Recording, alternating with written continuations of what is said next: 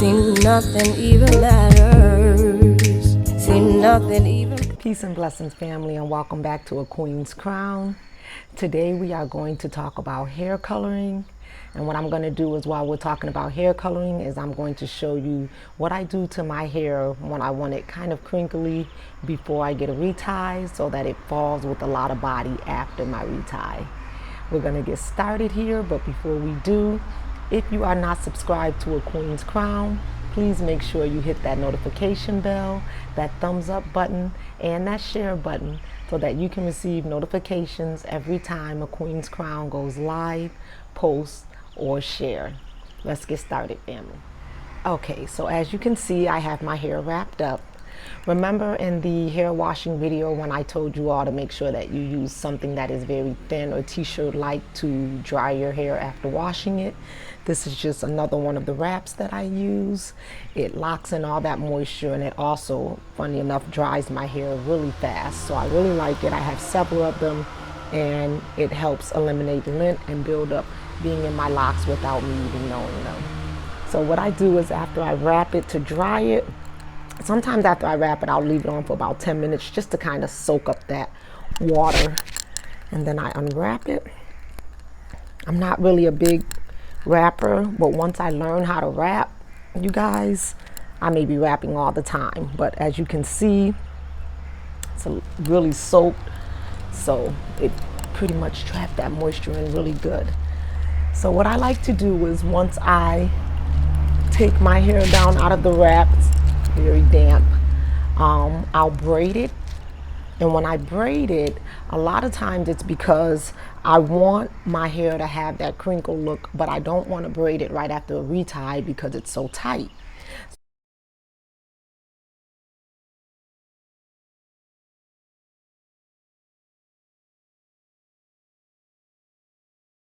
So what I'll do is I'll braid it before my retie, and then once I retie my hair, it'll kind of drop a little bit, but it'll give me all that body in here. So I'll show you the pictures, how it looks once I'm finished. Then I'll show you what it looks like once I take my hair out before the retie, and then I'll show you what it looks like once my hair is retied and it has that body. So the first thing I like to do is, I like to part my hair kind of slanted, because I like for my braids to kind of go around this way, just because I wear them out sometimes, and me personally, I like more of a decorative look versus just going straight back. But if you're someone who likes your hair braided straight back, you do not necessarily have to do it in this direction. You can part your hair like this and braid your hair going straight back. For those of you who want to do it this way, you can. There's no particular sizing. You can do them as big or as small as you want. So you can have 4 braids in your hair, or you can have 10 braids in your hair. I never really know how many braids I'm going to have in my hair. I just pretty much start, and whatever I end up with, for the most part, it may be 6 or 7. I'm just not really sure. I try to stick with even numbers. It's my own personal pet peeve, OCD type of thing. I like even numbers. I'm that one that if you're in the car and you turn the radio volume up to 11, I'm like, no, you got to put it on 10 or 12. It cannot be on 11. So that's me. But so we're going to take it and we're going to make that part slanted. Because you're doing the parts this way, they won't necessarily be straight or perfect, because it's out of the direction in which our grid may be.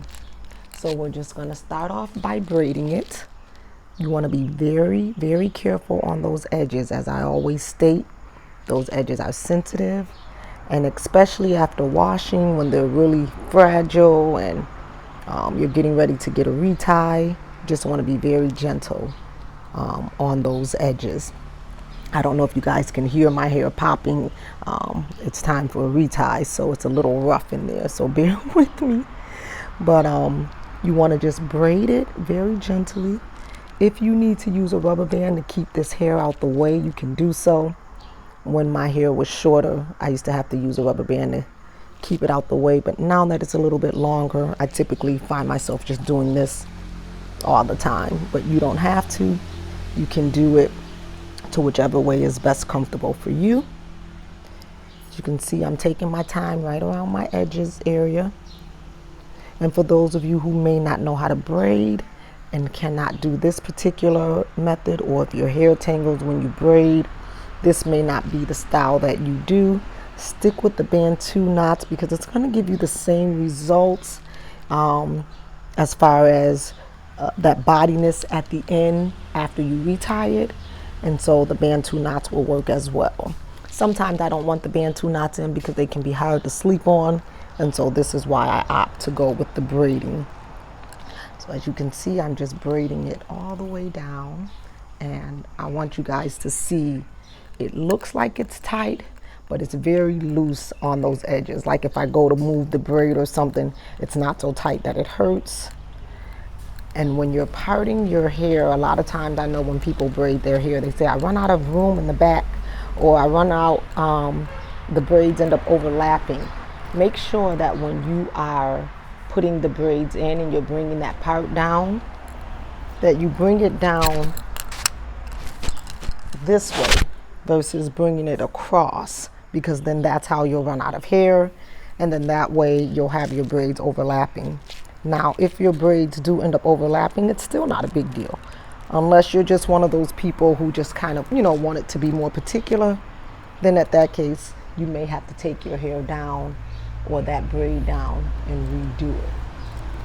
Keep in mind while you're braiding your hair, twisting your hair, whatever you're doing to your hair after you wash it, you may experience some shedding. That is okay. Just when our hair is loose natural, we experience shedding as well. So you experience the same with locks. A lot of times people forget that just because your crown is locked up, it is still your hair. And so it still does what your hair would do if it was loose natural, in the sense of shedding and growing and needing moisture and needing tend to, or needing care. So we have to take care of them just as we take care of our hair. It's our crown. So I braid it down, not necessarily to the very bottom. For those of you who may have, some loose ends, and for those of you who may be freshly locked, maybe you just got your crown established, you don't have to braid it all the way down to the end. If your hair is short and it won't, hold, put a rubber band on it. If you don't want to braid it to the end because you're afraid that this part will tangle because of some of the looseness here, then put a rubber band on it, but make sure you try to braid it down to the bottom as much as possible, just because you want to make sure that you get the same effect all the way through your hair. So I'm going to braid it all the way down. I do leave just a little bit open just so that I'm able to take it out. Sometimes I notice that if I braid it all the way to the bottom, I have a hard time undoing it just because the ends are so loose or open. So I'll leave it sometimes like this, and I'm okay with this. So let's talk about hair coloring. What are some of the reasons why people color their hair?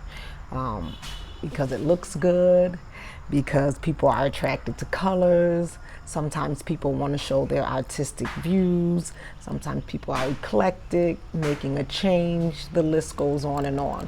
We all have different reasons why we choose to make the hair decisions that we make. And for whatever reasons we choose to make those are our personal reasons.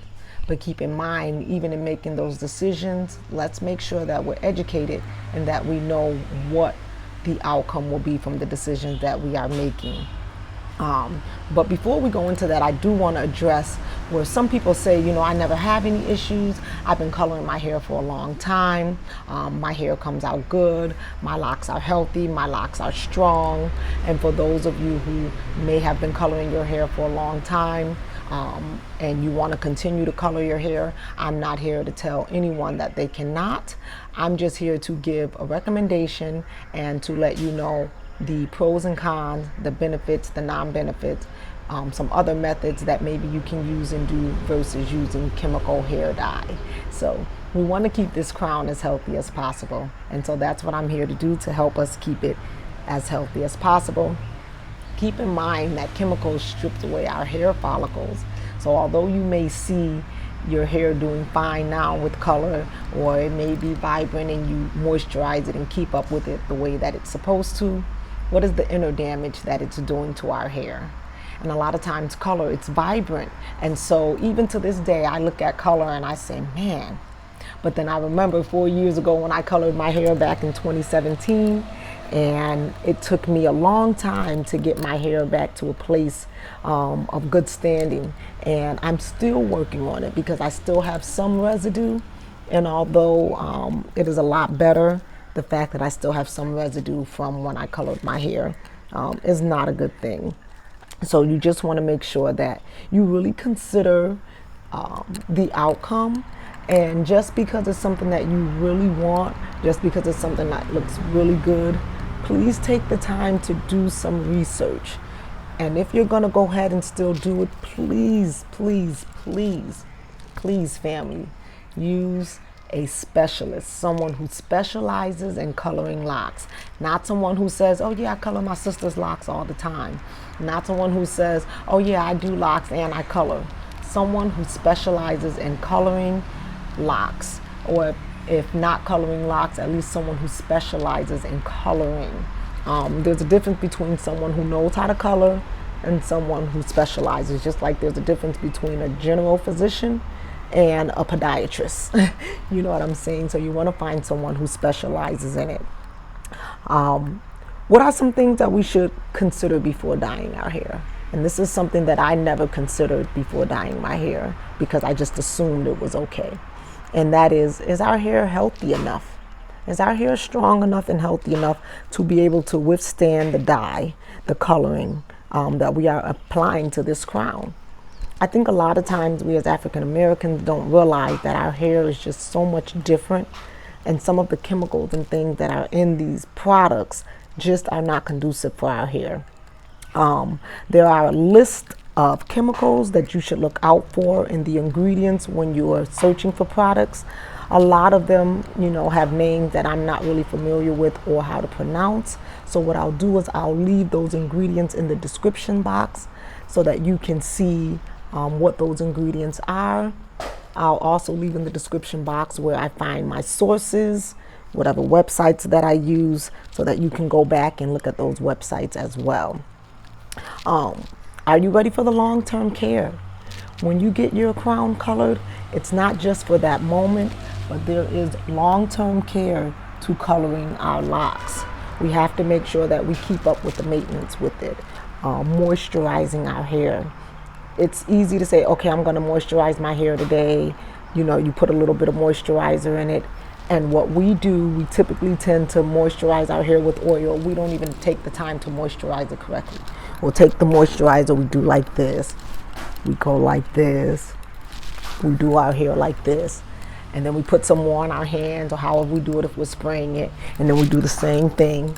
But we never take the time to maybe go like this and moisturize each section to make sure that each lock is getting some moisture to it, pulling it through. This, even when you're moisturizing your hair now, is not going to work. Think of all the locks in between here. You ever watch any of the TV shows, or have you ever tried to dye your hair at home and you're taking it and you're just applying it or putting relaxer on or anything, and you notice it's patchy or gappy because you didn't take the time to part it properly? There is care to coloring your crown.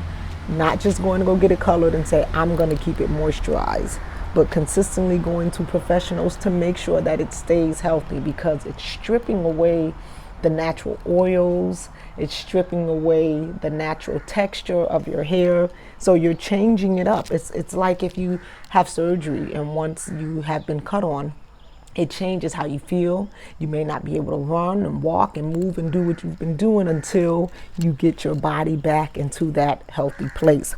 The same way with our hair. When it's damaged and we're trying to put something on top of it that will damage it more, that is a no-no. That is bad, and it will cause even more damage. I said before in one of my videos that our crown is an investment. And you don't want to do anything that's going to tamper with that investment just because we want this color in our hair, or just because we want this look. Sometimes it comes with the sacrifice of understanding that color may just not be something that I'm able to do. And if color is something that you really want because it's just that thing that you want, try some of the hair paints. Me personally, I'm not a big fan of it. I have used it, and what I will say is even in some of the hair paint that I've used, personally, I just don't like the residue and the after effect of it, but I'm not saying that you cannot use it. What I am saying is, again, read the ingredients to make sure that the hair paint is safe and that it does not have any of those chemicals in it that will cause damage to our hair. Have you considered the cost? What does it cost to budget it out? I'm not talking about the initial cost of going to go get it done, but I'm talking about what does it cost to keep up with the maintenance. And I'm not saying that it's one of those things like, oh, you can't afford to get your hair dyed. What I'm saying is we, as women especially, we tend to budget out how much it's going to cost for our hair, what this is going to cost. You may have to factor in, okay, I'm going to have to get my hair colored every 6 weeks. I don't think people realize that even as that dye is transitioning and settling into your hair, that's one process. And as that dye is changing, because that chemical breaks down and it is changing, and where is it breaking down at? Where is it changing at? In our hair, on our crown.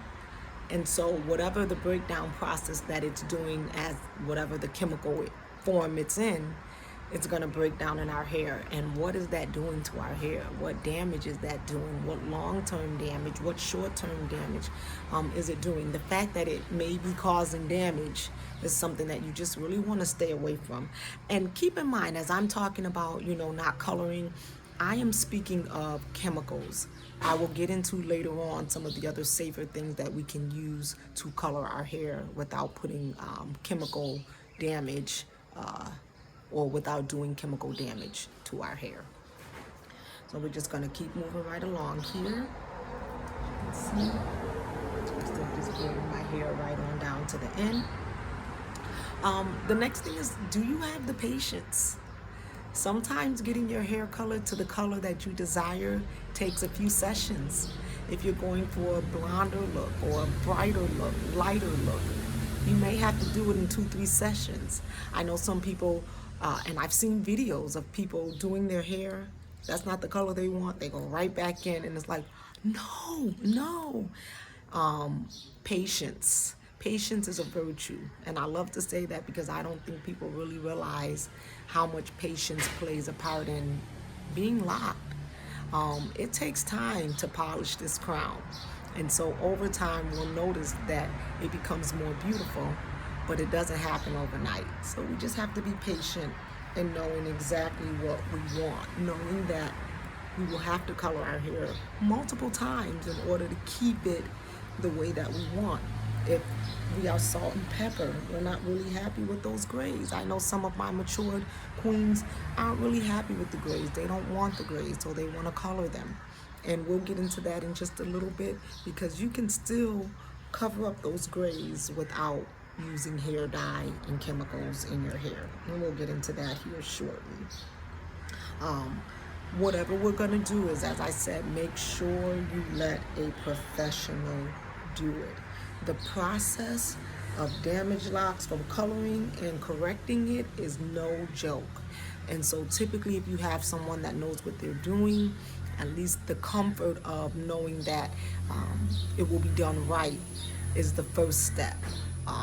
After what happens afterwards, we can't control. Only our hair will tell us afterwards what's going to happen. So I just want you all to keep in mind, because I want our crowns to stay healthy. I want us to know that chemicals causes our hair to shed.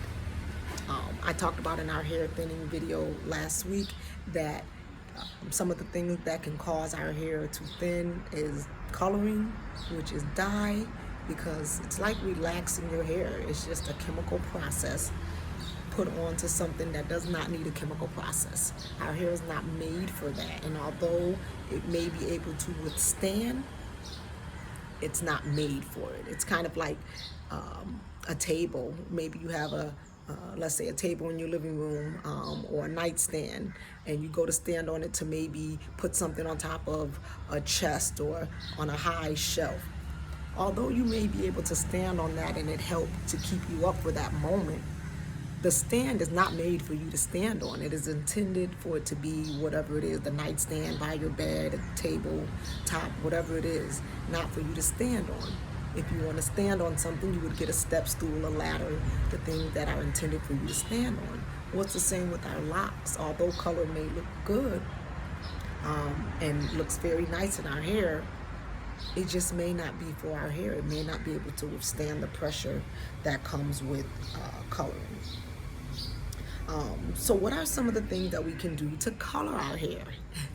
I know we've been waiting to get to that point. There are plenty of natural and safe ways to color your hair. And one of the first ones that I like to recommend and that I use whenever I do color my hair, I haven't colored my hair in about 2 years now. And when I was coloring it, it was with a henna.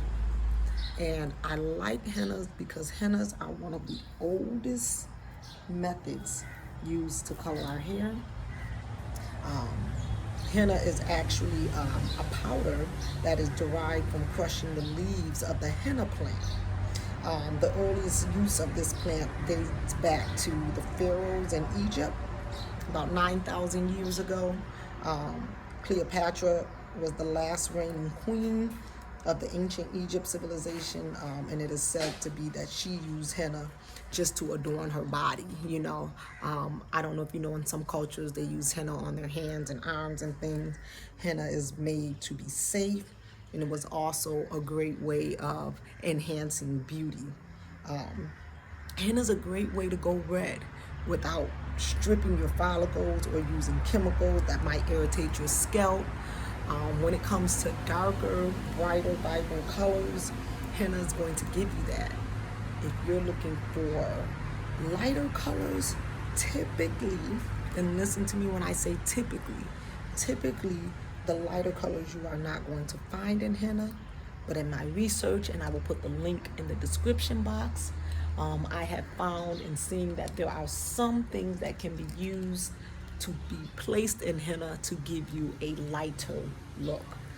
I've never done it, so I cannot even give a recommendation on what to use or how to use, because as I said in my research, I just found that out myself.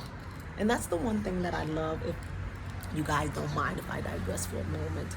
That's the one thing that I love about A Queen's Crown and this channel, and with you all being here, is because it's also helping me to educate myself as well, and helping me to keep my crown healthy as well.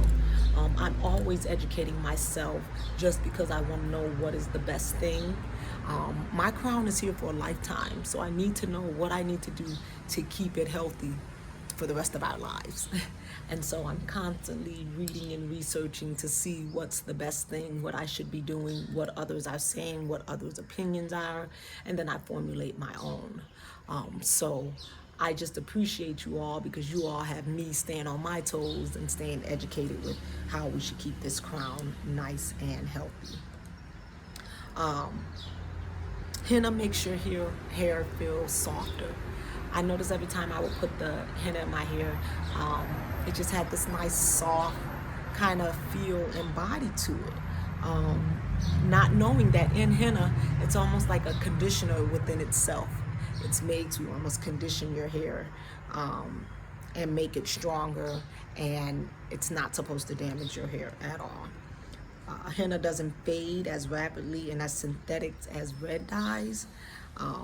Henna is a great option. If you're interested in being red or having red colors, henna is it, and it is great for the long haul, in the sense of if it's something that you want to do continuously.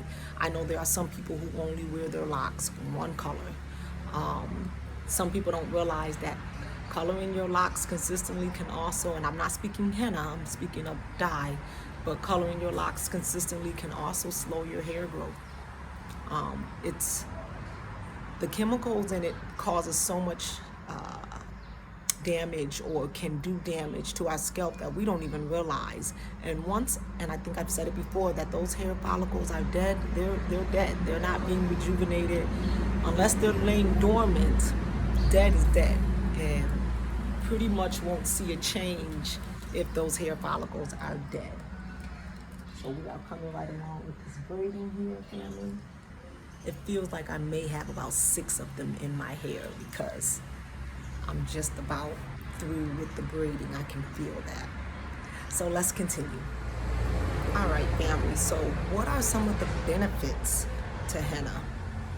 Well, this is what I found out in my research, which I never knew myself and was actually very interesting. But henna improves scalp health. Yes, henna improves scalp health by drawing out impurities like fungus and bacteria, which was very interesting. And it kind of makes sense because it is used from a natural plant. And a lot of times I don't think what we realize is that natural remedies are the best for our bodies. I know a lot of times, and I know some of us, and this is no knock to those who may be taking medications, I'm just saying when it comes to the health benefits of the body, this body was made from the earth, and so the natural earth things, plants and herbs from the earth also can heal and correct a lot of the impurities in our bodies. So it made sense, considering that henna is derived from a plant, that it improves healthy scalp.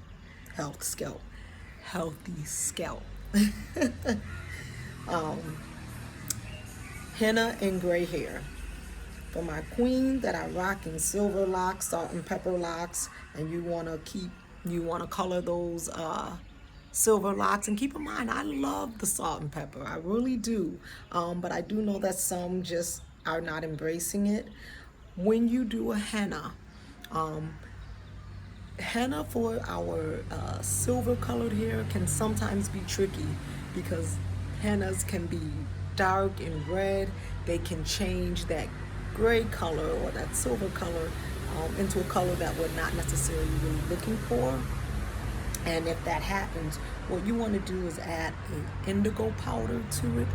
And I would do some research and maybe even do testing on your hair before you apply henna completely to your silver locks. Like maybe just take a patch in the back and see what it does, because I would hate for you, and I'm sure you would hate the same, to put that on your hair and then now you have maybe orange instead of whatever color you were looking for. Just gonna remove these so that I can get around this ear here. Now on this side, I will typically always tend to do my braid a lot smaller and thinner. It doesn't matter what size I'm using because this is my weaker side. And then too, I am also trying to protect and keep my edges protected. So this braid will be smaller. Let's see, so just continuing on. Henna, when you're applying henna or when you're going to do henna, it's not like when you're using box dyes or when you're going to the salon to get your hair dyed. It's a process and it has to be made. And sometimes it can take 24 hours because you may have to leave it overnight for it to settle. Whenever you are going to put a henna in your hair, I would definitely say do your research, read the instructions, make sure you put the ingredients in the right way, measure it out if needs to be. If you're going to go to the store and buy a henna, just make sure you read the back of the box. Make sure you read the back of the box. Did I tell you guys to make sure you read the back of the box? It is so important because some of the hennas may be semi-dye. All of those hennas that are semi-dye or may have some other chemicals in it are still not good. Hennas that are good are the natural hennas that we're going to use in our hair that you're probably going to have to make up yourself. Where can you find some of the natural hennas? Health food stores. You can find them at the beauty stores as well, but you just have to either ask or again read the back of the box. I just can't stress that enough because a lot of times we'll pick something up because it's like judging a book by the cover. You look at the box, oh, this has to be good, and then it has all kind of things in it that it's like, henna smooths and makes our natural hair soft. Whatever the ingredients that are in henna, like I said earlier, it seems like it's a conditioner just within itself. It strengthens our hair shafts. Damaged hair, when you're using henna, believe it or not, and again, none of this stuff happens overnight, but using henna, it binds the keratin and patches gaps along the shafts permanently. There's a lot of benefits to henna, and this is why I recommend henna. It adds shine to our hair naturally, because our hair naturally, just as you can see, once you lock your crown up, it just grows, and it does. And when you leave your hair alone, it does just what it wants to do. So when you're feeding it the natural vitamins, as we give our body vitamins, natural vitamins such as maybe eating vegetables, natural vitamins such as maybe drinking milk, natural vitamins as such as maybe drinking water. There's different things that give our body its natural vitamins, and henna also gives our hair vitamins and natural shine and other healthy things that are good for our hair. So if we're really thinking about henna, or coloring, let's really think about henna and put away those box dyes and all those colored chemical dyes. Now, what are some of the cons about henna? Because I know you guys are probably thinking like, okay, so for every good there's some bad. What are some of the cons? Well, in natural hennas, you're not really going to find cons, but in hennas that may be semi-hennas, or in hennas that you might find over the counter, those compound hennas have additives. Other brands contain metallic salts and chemical lighteners that can wreck your hair unless you're going any color besides a true red. Be sure to read the box carefully. I'm probably going to say that so much that you guys are probably going to come on and be like, read the box, read the back of the box, because it is just so important to make sure you read what you're getting and what you're getting into. Henna isn't as predictable as a chemical dye is. So your color isn't guaranteed to be like it is on the box.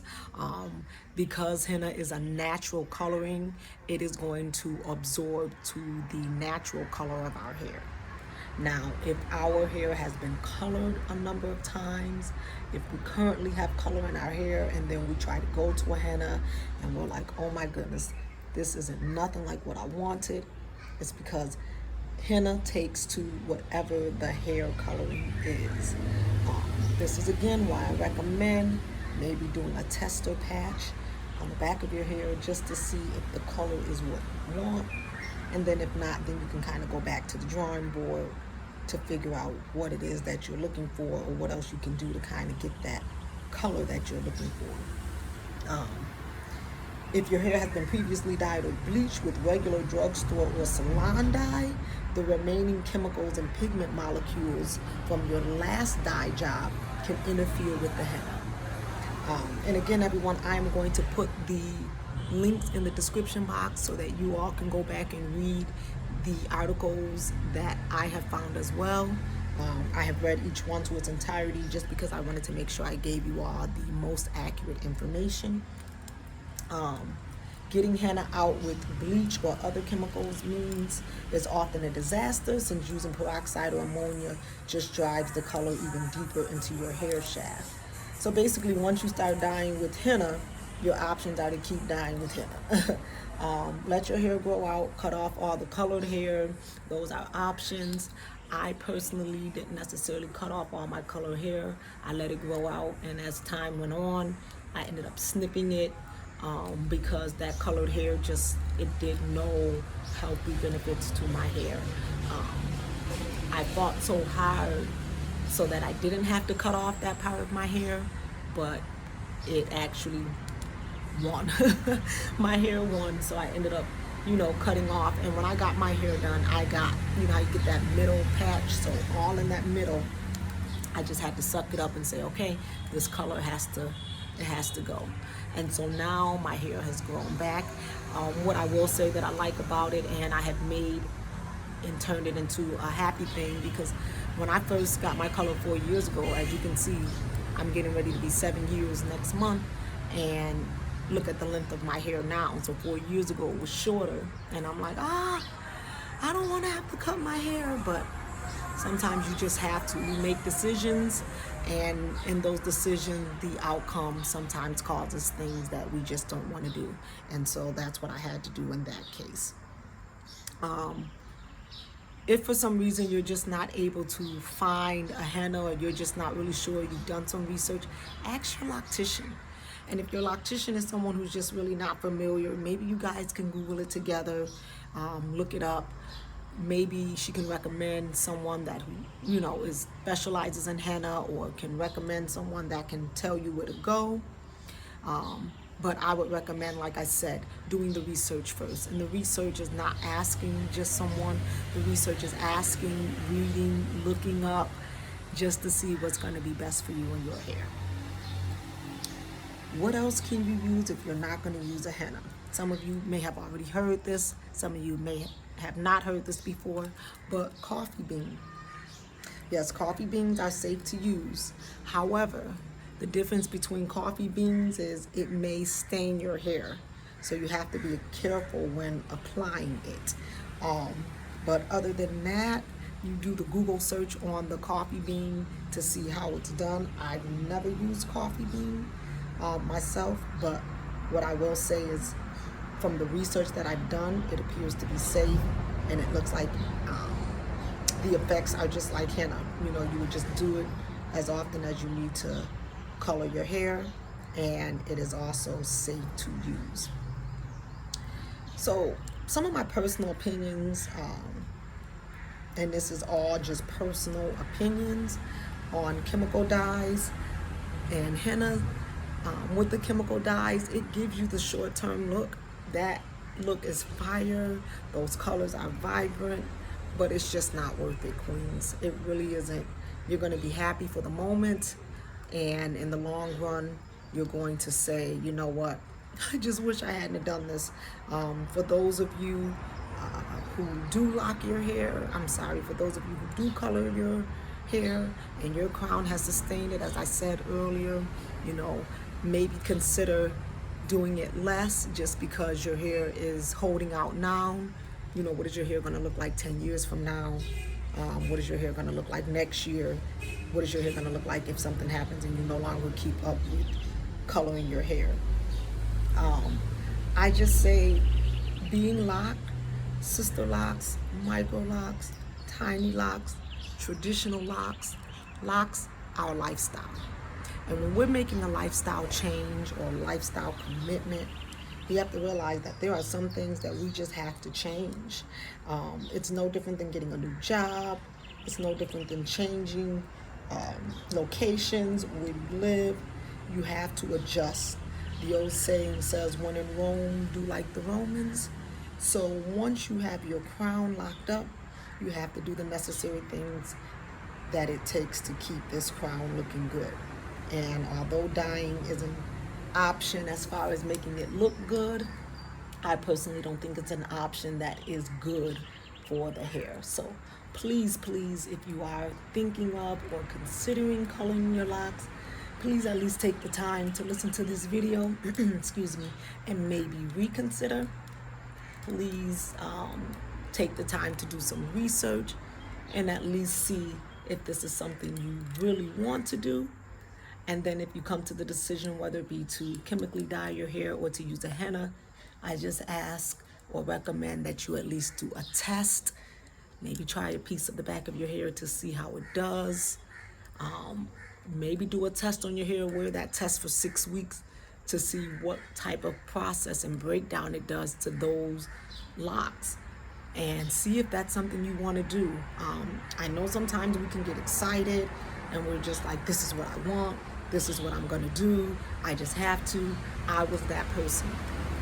My loctician told me, she told me repeatedly, and I still did it. And now I sit and I've told her, I said, listen, I know you told me a number of times not to do it. I know, and I still did it. And even now when I think about coloring my hair, and I think about it at times. I walk past people I see on TV, or I'm scrolling through social media, and I'm like, do you see that color? Oh my goodness, I could rock that color. And although I know I could rock it, I'm not. Because I just do not want to take care of the after effect or the aftermath. I don't want to go back through the struggle. And again, that's my story. My story is not your story. Your story is not my story. I can't stress enough that anything that I say on this channel is my recommendation based off of my research and what I've done and what I recommend. So that is pretty much all that I have for you today. I have finished braiding my hair. So what I'm gonna do is I'm gonna turn around so that you can see the outcome of what my hair looks like right now. So I have finished braiding my hair. I'm just gonna turn around. And I have 6 braids.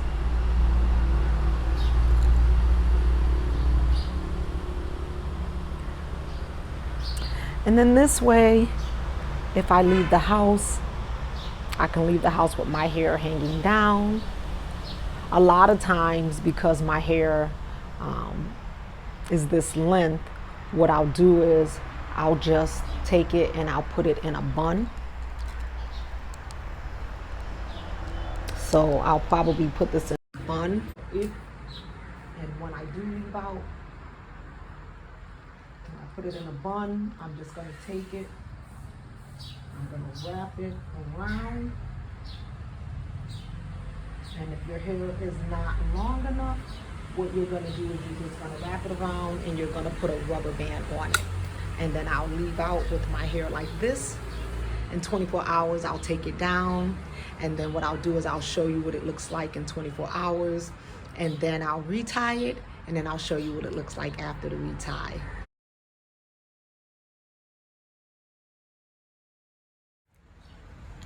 Peace and blessings, family.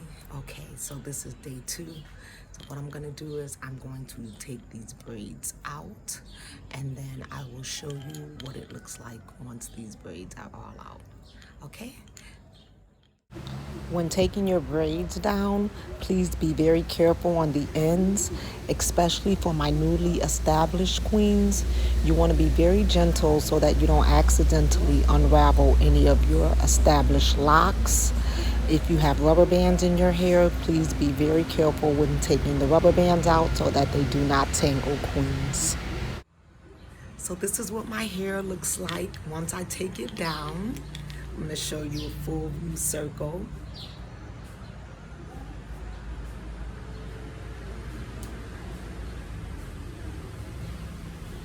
And this is pretty much what I like to do when I want my hair to have some curliness and some body to it before my retie. But I know I don't really want to put all those braids and maybe not even the Bantu knots in after my retie, just because I don't want that retie and the braids on top to stress out my scalp, my locks. So what I do is I do it beforehand, and then this way it allows my scalp to breathe a little bit, and then I retie it. So I'll probably start my retie in about 3 to 4 hours, just because I just took these out just to give my scalp a little bit of time to rest. It'll take me approximately 12 hours to retie my hair, and so I'll come back and I'll show you the results once I'm all finished. I'll see you in 24 hours, family. All right, family, so here we are 24 hours later. I have completed the retie tool on my hair, and I just want to show you how it still has that crinkle, but you notice it's not sitting up like this. And if, by all means, if you wanted to sit up like that after you retie, you can re-braid it back down, not even for a full day, maybe for a few hours to kind of give it that height. I kind of like mine kind of flowing a little bit down. Let me turn around and give you guys a full circle view.